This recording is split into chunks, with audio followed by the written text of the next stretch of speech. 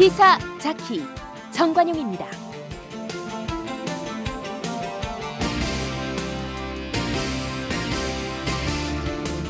여러분 안녕하십니까? 정관용입니다. 추석 연휴 즐겁게 보내고 계시죠? 민족의 명절 추석을 맞아서 저희 시사자키 정관용입니다 준비한 추석 특집 무비 종합 선물 세트, 오늘 그 두 번째 시간입니다. 첫 시간이었던 어제는 우리 국내외의 다양한 가족 영화들 살펴봤죠. 귀로 듣는 영화의 재미도 아주 쏠쏠하다, 많이들 좋아해 주셨어요. 네, 오늘은 아마 더 재미있을 겁니다. 오늘은 특정 인물의 인생 이야기로 시대를 읽어보는 전기 영화 특집으로 꾸몄어요. 제목을 인물로 시대를 읽다. 네, 영화 전문 기자 이은선 기자와 함께하겠습니다. 잠깐 광고 듣고 시작하죠.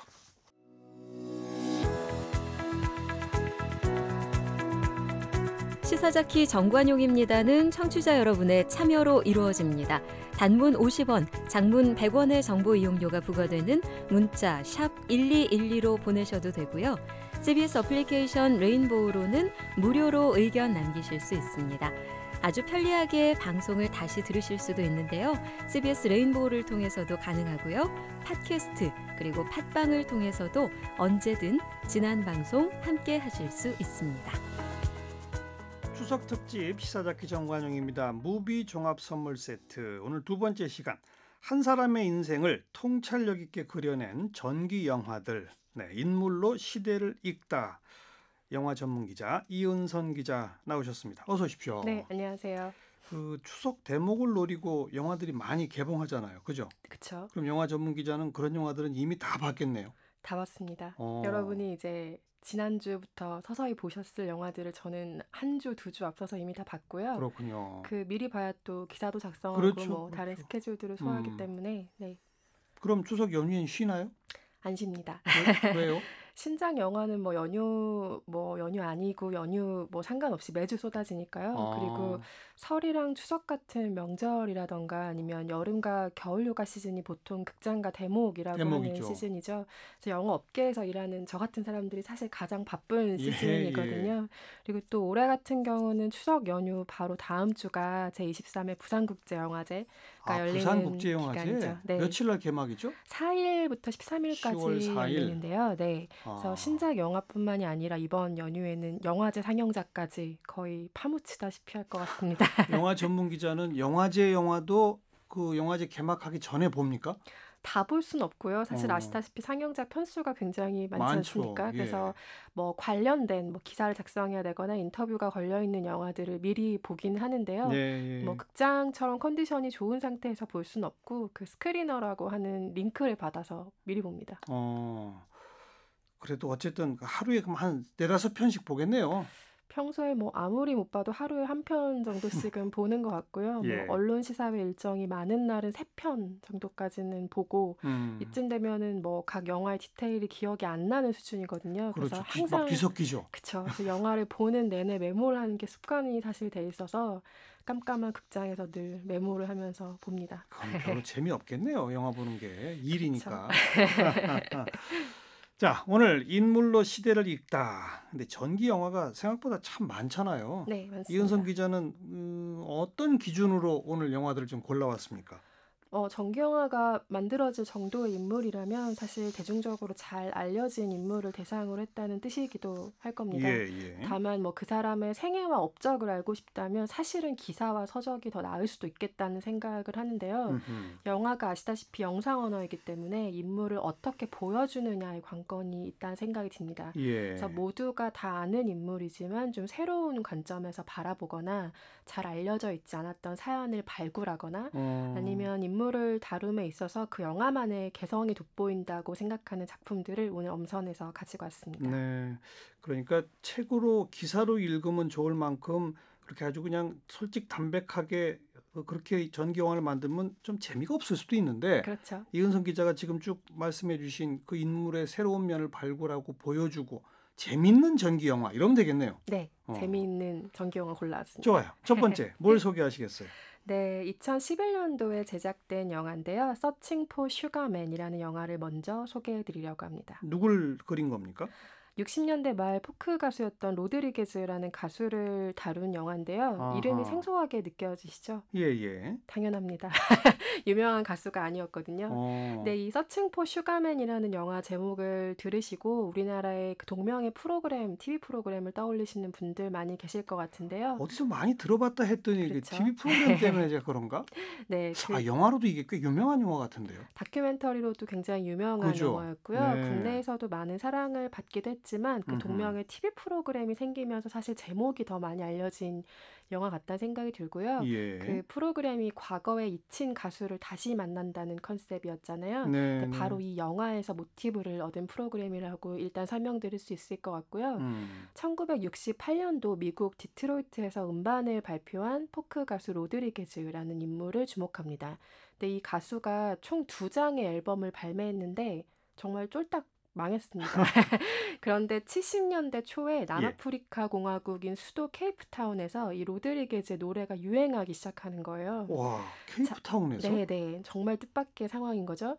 자유를 노래하는 그 로드리게즈 특유의 가사가 당시 억압이라던가 검열로 신음하던 그 남아공 사람들에게 희망도 주고 흑백 인종 갈등. 그렇죠. 그리고 특히 또 그 나라의 아티스트들에게 영향을 준 건데요. 남아공에서 앨범이 50만 장 이상 팔렸는데 이 가수가 누군지는 전혀 알려진 바가 없었다고 합니다. 그래서 음악을 사랑한 2명의 열혈 마니아들이 정말 탐정처럼 그의 생애를 추적하기 시작했어요. 그래서 로드리게즈라는 사람의 생애가 알려진 것이고 이 다큐를 만든 감독은 스웨덴 사람인데요. 우연히 아프리카를 여행하다 이 이야기를 접하고 영화 제작을 결심했다고 합니다. 네. 그러면 정작 로드리게스는 남아공에 가보지도 못했던 거예요? 영화를 보시면 알겠지만 그 다큐를 만들기 이전에 남아공에서 초청을 한 사례가 있긴 있었어요. 그래서 이 다큐는 사실상 로드리게즈가 남아공에서 유명해지고 그가 가서 공연을 한 이후에 그가 어떻게 그렇게까지 유명해졌는지를 되짚는 다큐라고 보시면 될 것 같습니다. 결국은 이제 떴군요. 남아공 가서. 근데 실물이 밝혀졌죠. 네. 그 스토리를 쭉 이렇게 담아낸 그런 다큐멘터리. 네네. 이 영화의 어떤 특별한 점이라면 뭘 꼽겠습니까? 기적이 완성한 영화라고 해야 될까요? 그러니까, 기적. 네. 로드리게즈가 자살로 생을 마감했다. 뭐 이런 소문이 처음에 남아공에서 있었기 때문에 처음에는 그가 어떤 사람이었을까를 파헤치는 정도의 수준이었다고 합니다. 그런데 자료 조사를 하다가 그가 아직 미국 디트로이트에 멀쩡하게 살아있다는 것을 이 2명의 마니아들이 알게 된 거죠. 그리고 로드리게즈는 심지어 남아공에서 일어나는 자기의 그 노래가 유행하는 사태를 전혀 몰랐다고 합니다. 그렇겠죠. 왜냐하면 음반이 요즘 같으면 안 되지만 그때가 70년대 초면 모를 수 있어요. 그렇기도 하고 왜 음반이 보통 유명하지만 정산을 하잖아요. 그런데 남아공에서 불법 복제 형태로 계속 퍼졌기 때문에 그렇죠. 가수가 전혀 알 수가 없었다고 하고요. 이 다큐 제작진이 로드리게즈라는 사람을 찾아가면서 그가 어떤 삶을 살았는지까지 드러나게 됩니다. 그래서 일반적인 전기 영화의 형태라기보다는 좀 놀라운 우연, 기적 이런 것들이 담긴 이야기라고 생각하시면 좋을 것 같고요. 이 다큐가 처음에 등장했을 때 정말 좋은 다큐멘터리스트가 탄생했다라고 전 세계가 놀라워했는데 안타깝게도 이 영화를 만든 감독은 서칭 포 슈가맨을 처음이자 마지막 작품으로 남기고 지난 2014년에 스스로 생을 마감했습니다. 참 스스로? 인생이 알 수가 없습니다. 아무튼 이 가수도 딱 음반 2장 낸 가수란 얘기고 이 감독도 영화 딱 한 편 만든 감독이라고 그러고 맞습니다. 점점 더 좀 귀하게 느껴지네요. 네. 아무래도 가수를 주인공으로 한 다큐멘터리 좋은 음악들 많이 나올 것 같아요. 그렇죠. 로드리게즈의 음악들로 채워지는 다큐멘터리고요. 그 남아공으로 흘러들어간 로드리게즈의 그 2개밖에 없는 귀한 그 앨범 중에 첫 번째 앨범인 콜드팩트의 수록곡이고요. 그에게 슈가맨이라는 애칭을 갖게 해준 슈가맨이라는 동명의 노래가 있습니다. 노래 제목이 슈가맨이군요. 그래서 Searching for Sugarman. 맞습니다. 이거 물어보려고 했는데 노래 제목에 나오는군요. 그래서 그가 왜 남아공의 음악 영웅으로 떠오를 수 있었는지 음악을 한번 들어보시면 좋을 것 같습니다. 이왕 한 곡 더 듣죠. 로드리게스의 I Wonder라는 노래도 있다면서요? 네. 굉장히 유명하게 사람들이 또 좋아하는 노래이기도 합니다. 2곡 이어서 듣습니다. Searching for Sugarman의 로드리게스가 부른 슈가맨 그리고 I Wonder 2곡 들었고요. 자, 전기 영화 다음 어떤 영화 소개해 주실 겁니까? 네, 사과 모양 로고가 있는 IT 회사 하면 생각나는 회사 있으시죠? 애플. 네, 그렇습니다. 애플의 수장이었죠. IT 혁명에 가까운 일들을 스티브 건 잡스 현재. 얘기하려고요? 맞습니다. 그냥 스티브 잡스 그러시지 뭐. 모르는 아이도 없어요. 박진감 넘치는 또 퀴즈를 내기 위해서 제목마저 정말 그의 이름 그대로를 딴 영화 스티브 잡스를 소개해 드릴 텐데요. 예. 엑스맨 시리즈 등으로 유명한 배우 마이클 패스벤더가 스티브 잡스를 연기한 영화입니다. 네. 이게 언제 나왔죠? 영화가 2015년 제작 작품이었어요. 그래서 아카데미 시상식에서도 후보에 다양하게 올랐던 작품이기도 하고요. 네. 그냥 이거는 그 스티브 잡스의 일대기를 쭉 그린 겁니까? 어떤 겁니까? 스티브 잡스를 기억하는 뭐 여러 사람들의 어떤 모습들이 있을 텐데요. 이 영화에서는 독불장군, 아나무인, 가족을 등진 냉혈한, 그럼에도 분명한 건 세상을 바꿀 능력이 있는 천재로서의 스티브 잡스를 조명을 하고 있습니다. 예. 좀 독특한 것은 영화가 연극처럼 3개의 막으로 구성이 되어 있거든요. 1막, 2막, 3막. 네, 근데 막이 뭐 정확하게 구분되는 건 아니지만 뭐 대략 그렇게 나눠져 있다는 얘기고요. 스티브 잡스 커리어에서 중요한 분기점이 됐던 3번의 프레젠테이션이 중심에 놓입니다. 그래서 1984년에 매킨토시를 런칭했을 때, 그리고 1988년에 넥스트 큐브라는 작품을 런칭했을 때, 그리고 1998년에 아이맥 컴퓨터 런칭을 둘러싸고 그 잡스가 실제로 했던 프레젠테이션이 중심에 놓이는 것이고요. 프레젠테이션 장면들이 영화에 쭉 나오는군요. 그것보다 중요한 건 백스테이지의 모습들입니다. 무대 뒤에서 준비하는 이런 것. 그렇죠. 잡스가 운영한 그 애플이라는 회사의 이게 역사적인 사건 3번이기도 하고 디지털 IT 분야를 통틀어서 획기적인 사건이 되었던 3번의 프레젠테이션인데요.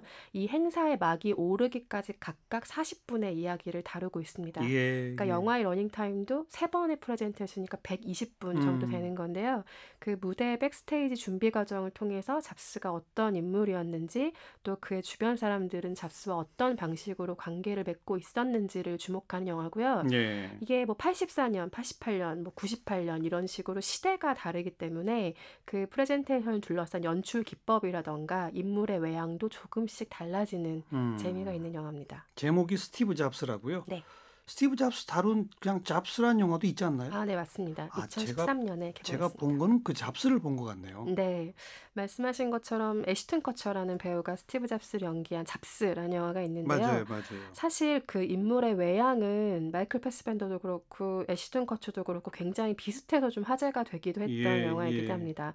다만 보셨다는 그 잡스라는 영화는 그 인물의 20대부터 40대까지의 시절을 다루고 있고요. 좀 더 전기 영화의 일반적인 형식을 갖추고 있다고 할까요? 그에 반해 지금 소개해드린 스티브 잡스는 그 월터 아이작슨이 쓴 동명의 베스트셀러 전기가 바탕입니다. 그리고 소셜 네트워크 같은 화제작의 각본을 썼던 할리우드의 유명 각본가 아론 소킨이 각본을 써서 화제가 됐고요. 뭐 날카로운 대사라던가 앞서 설명한 것처럼 그 3번의 프레젠테이션이라는 구성이 신선하게 느껴지실 겁니다. 연극적 구성. 그렇죠. 잡스라는 영화는 2013년인가 나왔고 스티브 잡스가 그 후에 2년 후에 나온 그 영화로군요. 네. 스티브 잡스에서는 어떤 음악을 같이 들어볼까요? 스티브 잡스 OST 중에서는 The Time They Are A-Changing 밥 딜런의 노래를 함께 들어보면 좋겠습니다. 그래요. 그 노래는 광고 먼저 듣고 듣도록 하겠습니다. 추석 특집 시사자키 무비 종합 선물 세트 2번째, 오늘 전기 영화들을 만나고 있습니다. 인물로 시대를 읽다. 방금 소개받은 2015년작 스티브 잡스에 삽입된 곡이죠. 밥 딜런의 The Times They Are Changing 들어보고요. 잠시 후 2부에 뵙겠습니다.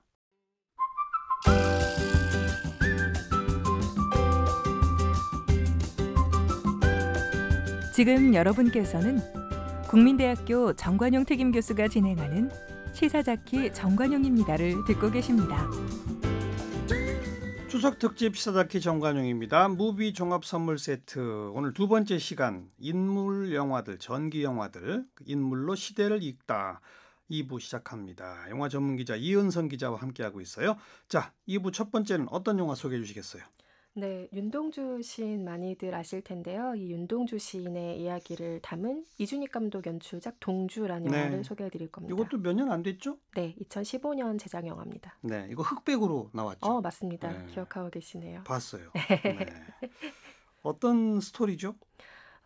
이준익 감독이 많이들 아시겠지만 청춘 시리즈 3부작을 만들었는데요. 이 동주라는 영화를 필두로 해서 그 1923년에 일본 관동 대지진 이후에 좀 무고한 조선인 학살이 있었잖아요. 이것에 맞서 싸웠던 조선 청년 박열의 이야기를 다룬 박열이라는 작품을 또 2017년에 감독이 냈고요. 맞아요. 래퍼를 꿈꾸는 청년이 고향에 돌아가면서 생기는 일을 그린 그 영화 변산을 또 올해 내놓기도 했죠. 맞아요. 네, 이 동주라는 영화는 죽는 날까지 하늘을 우러러 한 점 부끄러움이 없기를 이라는 문구를 썼던 그 시인이 조국의 현실 앞에서 총을 들어서 싸우는 대신에 시 뒤에 자기가 숨었다면서 부끄러워했던 그 청년 윤동주의 이야기를 그리고 있고요. 네. 영화를 보면 어떤 인상이 드냐면 이게 좀 암흑의 시대를 살았던 그 시대 말간 청춘들에게 영상으로 보내는 시 같은 느낌이 좀 든다고 할까요? 네. 그래서 미처 꽃이 피기도 전에 쓰러졌던 그 청년 윤동주의 삶과 꿈, 그리고 무엇보다 중요한 건 그의 뒤에 가려져 있던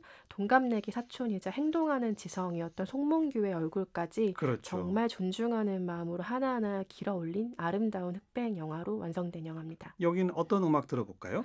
그 영화에서 윤동주를 연기한 배우입니다. 강하늘이 직접 불러서 화제가 됐던 곡이고요. 예. 또 동주 이 영화의 각본과 제작을 맡았던 신현식 감독이 작사를 해서 화제를 모았던 곡이고요.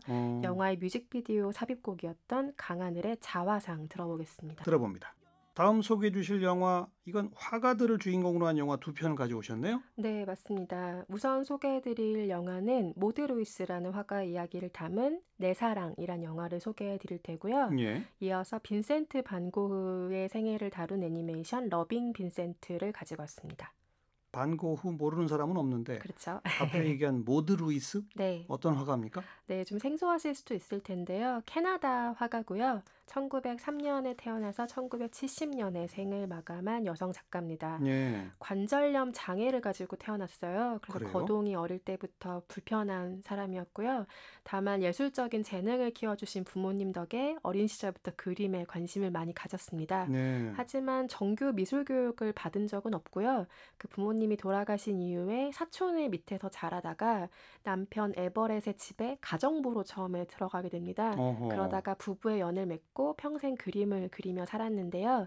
이 모드 루이스라는 화가가 사망하기 몇 해 전에 그 캐나다의 TV 프로그램에 출연하면서 유명세를 타기 시작했고요. 네. 모드가 죽은 이후에도 그 남편 에버렛이 평생 모드와 함께 살았던 작은 집에서 계속 살았다고 해요.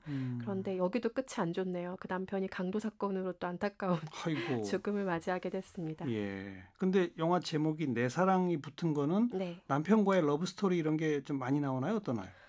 실화보다 사실은 영화가 약간은 미화된 면이 없지 않아 있고요. 이 세상을 향한 모드 루이스의 사랑을 보여주기도 하고 또 남편 에버렛과 만나서 끝까지 사랑을 지켰던 그 러브 스토리에 대한 이야기이기도 해서 한국 제목이 이렇게 붙여진 것 같습니다. 네.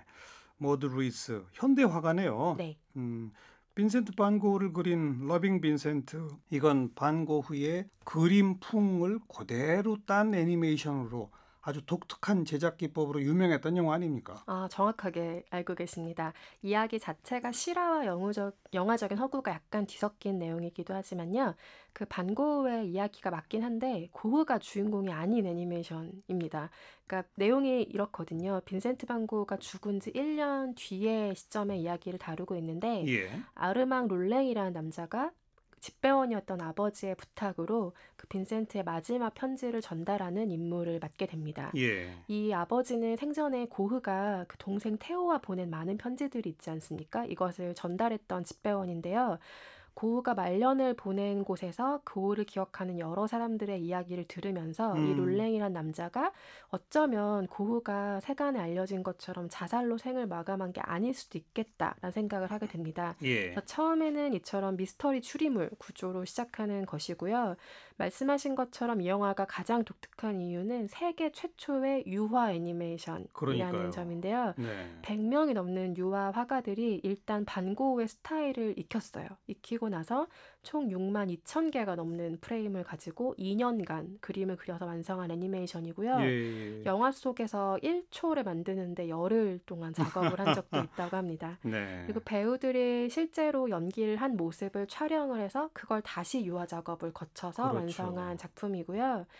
고흐가 생전 테오라던가 동료 화가들과 주고받았던 엄청난 양의 편지가 있기 때문에 이게 사후에 그가 남긴 그림들과 더불어서 역사학자들이 그의 삶을 분석하고 이해하는 가장 중요한 자료가 편지인데요. 그렇죠. 이 영화 역시 고흐의 편지들에게서 많은 영감을 얻고 이런 스토리를 만들었다고 하고요.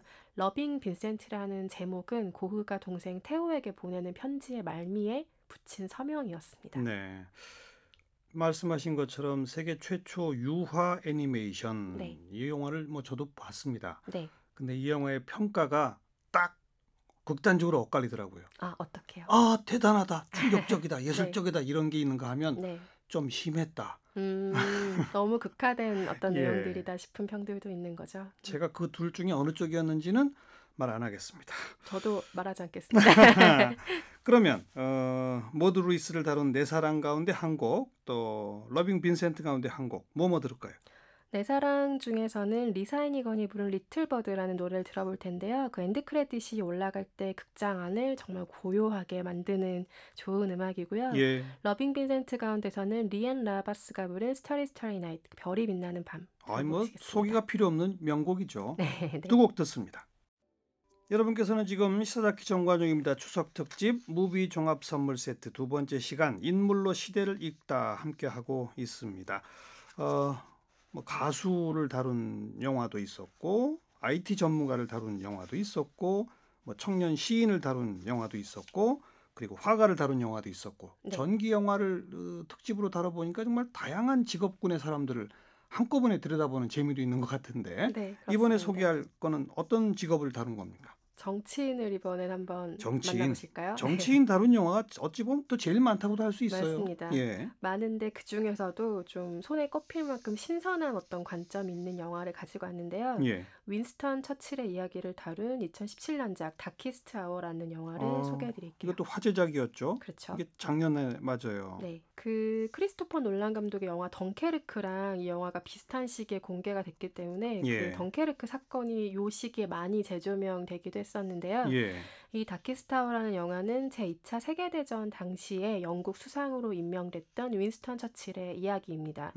왜 처칠이 오늘날까지도 가장 위대한 영국인, 역사적 아이콘 이렇게 손꼽히는 인물이잖아요. 예. 아까 스티브 잡스의 프레젠테이션 3번이 담긴 스티브 잡스라는 영화를 소개해드렸는데 이 영화에는 처칠이 남긴 3번의 연설을 중심에 놓고 이야기가 진행이 됩니다. 네. 그래서 그 유명한 덩케르크 구출 작전이 있기까지 정말 긴박하게 돌아갔던 처칠의 시간을 재구성하는데요. 예. 강직한 정치가로서의 면모가 많은 사람이지만 이 작품에서는 그의 인간적인 고뇌를 조금 엿볼 수 있습니다. 예. 왜냐하면 그 수십만 영국군의 목숨이 정말 처칠의 결정 한마디에 달려 있었다고 해도 과언이 아니고 내각의 정치인들은 처칠을 이끌어서 망상병 환자라거나 자기 목소리에 취한 배우라고 비하하기에 바쁜 상황이었죠. 네. 그래서 아이처럼 연약하지만 광대처럼 별나고 늘 자기 확신의 의심에 사로잡혀 있었던 사람으로서의 처칠을 볼 수 있는 영화이기 때문에요. 제목 그대로 아마 그에게 가장 어두웠던 시간에 대한 다키스트 아워에 대한 이야기라고 보시면 될 것 같고요. 예. 이 영화에서 시선을 끄는 처칠의 모습이 많지만 그가 좀 확신 앞에서 주저주저하면서 홀로 외롭게 앉아있는 모습 같은 것들이 저는 인상적으로 기억에 남는데요. 실제로 그 처칠의 캐비닛 워룸에 가서 앉아있던 의자를 보면은 처칠이 손톱이나 결혼 반지 같은 걸로 계속 문질러 남은 스크래치가 많이 남아있다고 해요. 그만큼 고뇌의 흔적이라는 뜻이겠죠. 의자에 자국이 파일 정도로까지. 네. 제가 이 영화를 보진 못했지만 네. 포스터나 이런 걸 봤는데 네. 주연 배우가 누구였어요? 정말 처칠하고 똑같이 닮았더라고요. 이게 말씀을 안 드리면 누가 연기했는지 끝까지 모르실 수도 있어요. 유명한 배우죠. 게리 올드먼이 연기를 했습니다. 그래요? 네. 게리 올드먼 얼굴이 그렇게 생겼나요? 전혀 아니죠. 그럼 아주 초고강도 분장을 한 겁니까? 맞습니다. 이게 결과적으로 게리 올드먼에게 그의 아카데미 나무주연상을 안긴 작품이지만 처음에는 고사했었대요. 자기가 봐도 너무 안 닮아서 이게 체형은 물론 두상마저도 닮은 구석이 없어서 도대체 어떻게 연기를 해야 하나 게리 올드먼이 고민이 많았다고 합니다. 그래서 예. 그 처칠의 외형을 자기의 몸에 만들어낼 수 없다면 연기 자체가 불가능하다고 생각을 했기 때문에 이 배우가 재미있는 선택을 합니다. 특수분장의 대가로 일컬어진 카츠히로 치지라는 일본인 예술가를 찾아가는데요. 이 예술가는 2012년도에 영화계를 은퇴하고 현대 조각에 심취하고 있었습니다. 그런데 올드만이 설득을 한 거죠. 분장을 해달라. 그래서 결국에는 카즈히로 치지의 분장을 매일매일 받으며 촬영을 소화한 건데요. 6개월의 촬영 기간 동안 분장만 3시간이 매일 걸렸고 그걸 제거하는 데 또 2시간씩이 매일 걸렸고요. 그러니까 이게 감독이 그렇게 한 게 아니라 네. 배우가 처음에는 안 하려고 하다가 네. 그럼 조건부로 하자. 그렇죠. 나를 그렇게 분장해주면 하겠다. 네. 이렇게 돼서 찾아냈다는 거예요. 그 맞습니다. 분장하신 전문가를. 네. 이 스토리가 더 재밌네요. 그리고 가발을 쓸 때마다 이게 머리카락을 일일이 덮어야 하잖아요. 그래서 배우가 이 영화를 촬영할 때 머리카락을 전부 밀었어요. 가발을 착용하기 쉽게 하기 위해서. 사실은 외양보다 놀라운 거는 목소리예요. 그래서 이 영화를 보실 때 영상을 보지 않고 목소리만 들으시면 이게 배우가 얘기하는 건지 실제 처칠이 얘기하는 건지 구분이 어려울 정도의 똑같은 발성을 따라하는데요. 그건 어떻게 한 거예요? 배우가 뉴스 화면을 보고 엄청나게 연습을 분석을 한 해서? 거죠. 네. 게리 올드먼이 특수 녹음이 아니고 그건? 아닙니다. 전혀 아니고요. 물론 그 연설의 녹음이 뭐 살짝 나오긴 하는데 대부분 이 배우가 직접 소화를 한 것이고요. 콧소리가 섞인 그 혓짤배기 발음 같은 것이 올드먼이 포착한 처칠의 중요한 특징이었다고 하고요. 그래서 게리 올드먼이 필요할 때 살리고 또 그걸 감추기도 하고 이런 방식으로 음성을 거의 완벽에 가깝게 재현한 네. 영화이기도 합니다. 게리 올드먼이 정말 투혼이 담겨 있는 영화다. 맞습니다. 정말 그 피땀 결과 눈물이 그러니까 그 결과 나무주연상을 네. 걸머쥐었다. 네. 노력한 만큼 성과가 온다. 그렇습니다. 이런 걸 또 반영해주는 다키스타워였고요. 다음 또 어떤 영화 소개하시겠어요? 네, 다음 영화는 김사복 씨, 위르겐 힌츠베터. 누군지 다 아시겠죠? 네. 택시 운전사. 맞습니다. 네, 2017년 제작 영화 장훈 감독의 택시 운전사라는 영화를 소개해 드릴 텐데요. 네. 작년에 개봉해서 이 영화가 1,000만 관객을 돌파했기 때문에 그렇죠. 이미 보신 분들이 많이 있을 것 같고요. 1980년 광주의 참상을 전 세계에 알린 우리가 왜 푸른 눈의 목격자라고 부르는 독일 기자 위르겐 힌츠베터와 그를 광주로 태우고 갔던 택시기사 김사복 씨의 실화를 모티브로 만든 영화입니다. 그래서 지난해 8월에 이 영화가 개봉을 해서 1,200만 관객을 모았어요. 그래서 역대 한국 박스오피스 흥행 순위 11위에 지금까지도 랭크가 돼 있는 작품이고요. 지난해는 제가 그 영화 기자 일을 하면서 재미있다고 생각했던 그 어떤 경향이 있는데 한국 현대사를 의미 있게 재조명하는 작품이 유난히 작년에 많이 쏟아져 나왔거든요. 근데 또 흥행을 기록한 영화들이 있었기 때문에 그것도 흥미로운 양상이라고 생각을 했는데 87년 6월 항쟁이 있기까지의 평범한 사람들이 어떻게 군부 독재에 맞섰는가 하는 이야기를 다룬 1987도 있었고 또 이 택시운전사라는 영화 또한 평범한 택시운전사 김만섭이 80년 광주의 참혹한 풍경을 목격하고 어떻게 변화하는가의 모습을 또 담은 이런 영화도 있었습니다. 그래서 택시운전사가 흥행을 한 이후에 그 힌츠페터 기자의 이야기를 보다 자세히 다룬 다큐인 5.18 힌츠페터 스토리란 다큐가 올해 5월에 또 개봉을 하기도 했었습니다. 말해주었듯이 작년에 1987과 택시운전사 이게 좀 더 거슬러 가면 2016년 촛불혁명 그리고 조기 대선 이런 어떤 정치적 격변기에 이제 개봉을 하면서 어떤 의미로는 더 관객의 주목을 받은 거 아닙니까? 맞습니다. 그런데 두 영화 다 촛불혁명 있기 전부터 기획돼서 제작됐던 거잖아요. 그게 참 신기한 우연이죠. 잘 맞아떨어진 거죠. 그렇죠. 영화 제작이라는 게 사실 단기간에 뚝딱 뽑아낼 수가 없고 최소한 2, 3년 정도가 걸리는 작업인데 시류를 잘 읽어냈던 어떤 기획력의 승리가 아닌가 하는 생각도 듭니다. 시류를 읽어냈을까요? 우연히 맞아떨어진 거 아닐까요? 아니면 뭐 세상이 바뀌는 마음을 담아서 만든 영화들일 수도 있을 것 같고요. 그런 바람을 담고. 네. 택시 운전사에서는 어떤 노래 들어볼까요? 이 영화에서 인상적으로 기억하실 노래는 사실 조용필의 단발머리일 거예요. 그러니까 만섭이 택시 안에서 흥얼거리는 노래인데 이게 한국 영화에서 단발머리가 처음으로 등장한 영화이기도 하거든요. 아, 그래요? 이전엔 조용필 씨가 허가를 해준 적이 없습니다. 아, 그래요? 네. 또한 이 영화에서 극중에 배우 류준열이 연기한 캐릭터인 대학생 구재식이라는 캐릭터가 대학가요제에 나갈 거라면서 연습하던 노래가 있어요. 네. 샌드페블즈의 나 어떻게가 나오기도 하는데요. 오늘은 그 노래를 들어보도록 하겠습니다. 유준열의 목소리입니까? 아니면 샌드페블스의 원곡입니까? 원곡입니다. 원곡으로 함께 듣겠습니다. 택시 운전사에 삽입됐었죠. 샌드페블스의 나 어떻게 들어봤고요. 자, 이제 뭐 거의 막바지인데 다음 전기 영화는 어떤 영화 소개해 주시겠습니까? 앞서서 소개해드렸던 영화 가운데 그 모드 루이스가 주인공이었던 내 사랑을 제외하고는 지금 쭉 남성 서사에 대한 이야기들을 해드린 것 같은데요. 그러네요. 이번에는 여성이 주인공인 작품 2편을 소개해드리려고 하고요. 예. 전 미국 피겨스케이팅 선수였던 토냐 하딩의 일화를 다룬 아이토냐라는 영화와 그리고 여배우 헤디 라머의 이야기를 담은 밤쉘이라는 영화를 소개해드리려고 합니다. 피겨스케이팅 선수 토냐 하딩, 배우 헤디 라머? 네. 우선 둘 다 전 잘 모르겠어요. 네. 토냐 하딩 어떤 사람이죠? 네. 전 미국 피겨스케이팅 선수고요. 그 토냐 하딩의 이야기를 다룬 영화가 바로 이 아이토냐라는 영화인데요. 예. 토냐 하딩 그리고 남편이었던 제프 그리고 토냐 하딩의 어머니였던 라보나 등 그 주변 사람들의 인터뷰 형식 그리고 재연의 방식을 택한 극영화입니다. 그러니까 이 사람들이 실제로 출연한 게 아니고 이 캐릭터를 연기한 배우들이 있는 건데요. 그래도 어떤 의미에서는 좀 다큐멘터리를 보는 느낌을 주는 영화예요. 인터뷰 화면이 계속해서 등장하기 때문인데요. 이 토니 하딩이라는 선수가 미국 선수 최초로 트리플 악셀에 성공을 한 선수입니다. 우리나라엔 또 김연아 선수 때문에 트리플 악셀이 뭔지 많이들 아실 텐데요.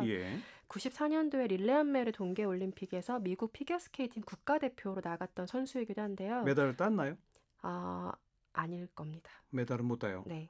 근데 전 국민의 사랑이 아니라 미움과 야유를 받았던 악녀예요. 왜요?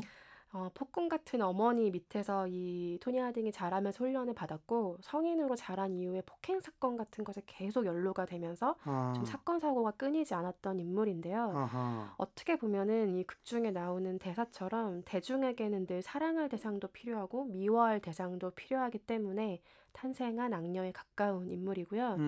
영화는 그가 나락으로 떨어졌던 사건이 있는데 그러니까 라이벌이었던 선수인 낸시 캐리건을 습격한 것으로 알려진 사건이 있었거든요. 실제로 습격한 건 아니고? 습격을 했는데 그 양상이 좀 복잡해요. 그래서 그 사건을 이 영화에서 재조명을 하고 있고요. 그래서 악녀가 어떻게 탄생했는가에 대한 서사이기도 한 셈입니다. 그리고 좀 사랑스럽고 착하지 않은 그 반대에 서 있는 못되고 악랄하고 나쁜 여성을 언론과 대중이 어떻게 만들어내고 인식하는가를 꼬집는 영화이기도 하고요. 그 할리우드 블록버스터에서 할리퀸 캐릭터로 유명한 마고 로비라는 배우가 있는데 이 배우가 토니 하딩을 연기를 했고요. 이 배우가 실제로 그 아마추어 아이스하키 선수 이력이 있는 배우예요. 근데 그렇다고는 해도 피겨스케이팅은 또 전혀 다른 분야잖아요. 그래서 이 연습을 많이 했겠죠. 그쵸, 역할을 위해서 5개월간 특훈을 했고 40초 정도는 연기를 빙상해서 실제로 펼칠 수 있는 정도의 실력이 됐기 때문에 그 안무가 영화에 그대로 담기기도 했습니다. 참 악녀의 탄생 스토리라고 하는 독특한 전기 영화라고도 볼 수 있고 맞습니다. 한편에서는 세태 비평, 언론 비평 이런 것들도 들어있는 정확하게 짚으셨습니다. 좀 사회성 짙은 영화다 이렇게 말해도 되겠네요. 그렇긴 한데 풀어가는 방식은 굉장히 재기발랄하고 재밌어요. 그래서 무겁고 딱딱한 영화는 아니고 이 토니 하딩이라는 캐릭터 자체가 정말 어디로 튈지 모르는 캐릭터이기 때문에 럭비공 보는 것 같은 재미가 또 있는 영화이기도 합니다. 정말 처음에 얘기했지만 이은성 기자가 아주 독특하게 다룬 그런 전기 영화들만 쏙쏙 뽑아왔네요. 토니 하딩을 다룬 아이토냐. 그 다음에는 배우 헤디 라머. 누구죠? 이름을 들으면 누굴까 싶으시죠?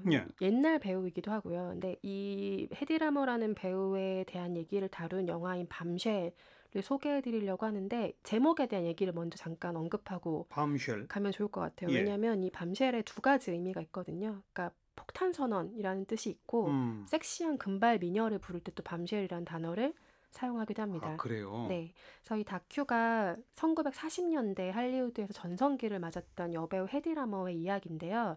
예전에 미인극장, 삼손과 데릴라 이런 영화들 기억하시는 삼손과 데릴라 아시죠? 봤죠? 네. 거기서 데릴라로 출연했던 그 사람이 아름다운 헤디라모예요? 배우. 네. 헤디라모가 당시에 세상에서 가장 아름다운 여인으로 불릴 정도로 화려한 외모를 지녔던 그렇습니다. 배우죠. 예. 네.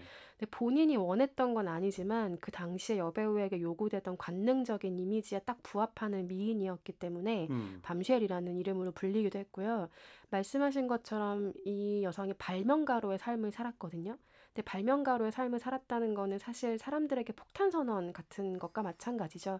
그래서 밤쉘이라는 제목이 붙은 거고요. 실제 발명을 많이 잘했어요? 어떤 것을 발명했는지 아시면 놀라실 거예요. 뭐예요? 이 헤디라머가 어릴 때부터 과학에 재능이 좀 남다른 여학생이었어요. 예. 그래서 그렇게 자랐지만 시대가 요구하는 어떤 상이 있기 때문에 그걸 억누르며 살았던 거죠. 그런데 그 세계대전의 상황들을 지켜보면서 아이들이 탄 잠수함이 어뢰 공격을 받았다라는 소식에 굉장히 충격을 받게 됩니다. 그래서 직접 어뢰 주파수와 관련된 연구를 한번 해보면 어떨까라고 진행을 해서 논문도 내고 특허도 받습니다. 예. 그런데 해군이 이 주파수 도약 기술, 그러니까 말하자면 주파수를 쪼개서 통신을 하기 때문에 적이 그 주파수를 알아차리지 못하게 하는 그 방식의 기술이 좋긴 하지만 인정하지 않는 거예요. 이 여성이 만들었다는 것을.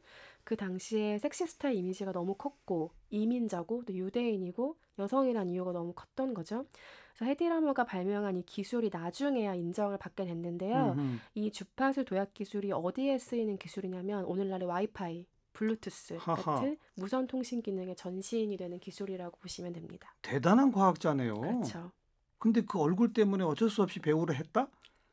본인의 입장에서는? 배우를 꿈꾸기도 했지만 과학자로서의 삶을 꿈꾸었지만 시대가 여배우로서만 살기를 강요했던 거죠. 이야, 대단한 사람이군요. 헤디라모. 네. 전 삼성과 데릴라의 데릴라 이미지로만 떠오르는데 네. 참 존경스럽습니다. 네, 그렇죠. 외모와 연기력으로 하나의 인생 세계를 살면서 또한 과학 전문가로서 그냥 얼치기가 아니라 진짜 전문가로서 네. 아쉬운 거는 그 기술을 발견했던 당시에 주목받지 못했다는 점인데 죽기 전에라도 기술이 인정받아서 다행이라는 생각이 들죠. 이 영화는 다큐멘터리 형식이에요? 극영화예요? 어떤 겁니까? 네. 다큐멘터리고요. 그 40년대 배우의 삶을 어떻게 다큐멘터리를 만들었을까를 다들 궁금해하실 것 같은데 자서전이 한번 출간이 된 적이 있어요. 그런데 헤디라머가 이 자서전에 엄청난 기대를 걸고 있었다고 합니다. 자기 과학자적인 면모가 좀 드러나기도 바랬었고요.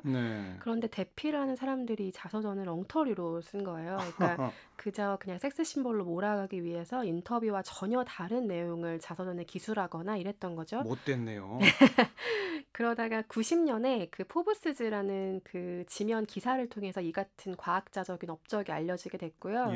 이후 97년에 이 여배우가 주파수 기술을 개발한 지 55년 만에 정식으로 공을 인정받게 되는데요. 영화는 당시에 그 포브스지 기자랑 나누었던 육성 인터뷰 녹음기를 우연히 발견하게 되면서 만들어진 거고요. 덕분에 영화에도 헤디라머의 음성이 나오기도 합니다. 그래서 헤디라머가 남긴 그 음성 그리고 뭐 자녀, 친구, 동료 과학자 등등의 인터뷰를 통해서 헤디라머라는 사람이 어떤 사람인지 그리고 그의 과학적인 업적은 어떤 것들인지 이야기하는 다큐멘터리입니다. 네, 헤디라머 배우이자 발명가의 삶을 다룬 밤쉘이라는 영화까지 소개받았고요. 노래 좀 듣고 가겠습니다. 아까 소개받았던 그 미국의 피겨스케이팅 선수 토냐 하딩을 다룬 아이 토냐라는 영화에 삽입된 지지탑이 부른 슬리핑 백인데요. 이 토냐 하딩의 데뷔 무대 때 사용된 음악이라고 그래요. 이 곡 들으시고 휘트니 휴스턴의 I Will Always Love You까지 듣겠습니다. 휘트니 휴스턴의 I Will Always Love You까지 들었는데요. 이 곡을 뭐 소개도 없이 들은 이유는 뭐 말 안 해도 이제 대부분 청취자들이 이해하실 것 같아요. 금년에 나온 전기 영화의 대표작 휘트니. 이거 소개하시려고 그러죠? 맞습니다. 정확하게 맞추셨고요. 오늘 소개해드릴 전기 영화 중에 마지막 영화가 될 것 같습니다. 휘트니라는 이 다큐멘터리는 시대의 정말 한 획을 긋고 떠난 전설적인 팝의 디바 휘트니 휴스턴의 이야기를 다루는 영화고요. 팝의 디바라는 수식 뒤에 가려져 있던 안쓰러운 인간 휘트니 휴스턴을 만날 수 있는 다큐입니다.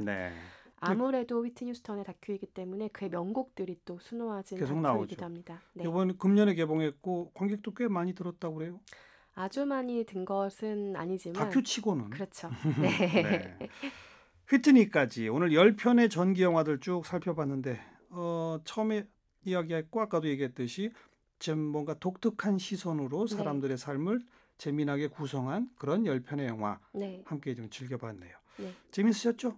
재밌었습니다. 제가 추석 때 뭐 신작도 많이 보시지만 구작을 많이 찾아서들 보시잖아요. 근데 좋은 가이드가 되기를 바라는 마음으로 영화를 소개를 했고요. 저도 소개를 하면서 이 영화들을 다시 떠올리는 반가운 계기가 됐습니다. 네, 영화 전문 기자 이은선 기자였어요. 고맙습니다. 네, 감사합니다. 시사자키 정관용입니다. 추석 특집 무비 종합 선물 세트 오늘 두 번째 시간이었고요. 내일은 어른들에게는 좀 잔잔한 위로를 전해주는 성장 영화들을 골라서 또 소개받겠습니다. 지친 당신을 위한 어른 처방전 기대해 주세요. 여기까지입니다. 고맙습니다.